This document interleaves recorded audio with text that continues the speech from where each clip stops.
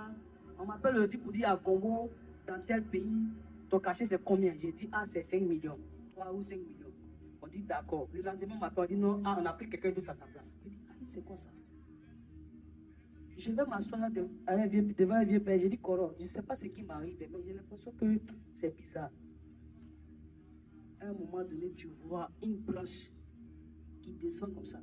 Moi, je suis assise là. Et puis, il y a quelqu'un qui est à côté. Le gars, il me regarde. Et puis, il tombe. Il est effrayé. Moi, je ne sais pas ce qui se passe.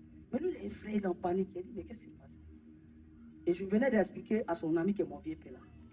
À un moment donné, le gars, il reste calme. Les autres, ils ont commencé à rire. Mais moi, je suis resté calme. Je n'ai pas compris. Il bouge. Il appelle mon vieux père pour dire, tu sais, ta petite là, je la connais bien, tu sais ce qu'elle vit. Il dit non. Il dit, elle vient de m'expliquer une situation, que sa vie est bizarre. Il dit que, tu sais ce que j'ai vu comme la branche là, c'était un cobra. C'était elle que ça voulait attaquer. Mais comme moi, j'ai pris beaucoup là, j'ai vu et puis ça a bloqué. Le gars là, c'est un catholique, le monsieur.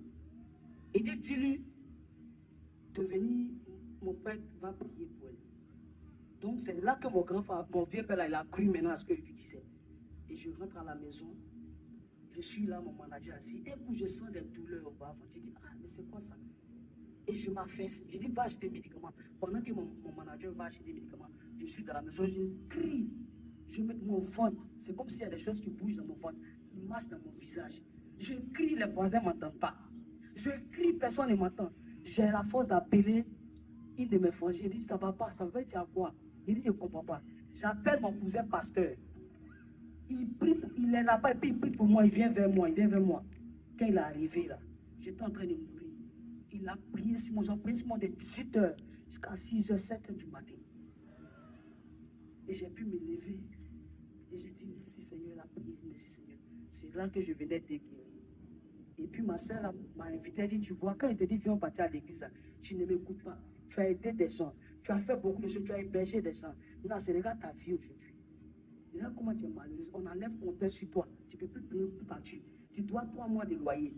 Regarde ta vie, regarde ta situation. Pourtant, tu sois à la télé, on te connaît. Regarde ce que tu vis. Les gens sont en train de vouloir te détruire. Allons à l'église. Il dit, je veux discuter. Mes frères qui ne vont pas à l'église, hein, ils sont autour de moi. Ils disent, il y a celle-là. Quelqu'un vient parler pour que toi tu donnes ta vie. Attends, mais ils ne vont pas à l'église. Vous voyez comment Dieu fait les choses.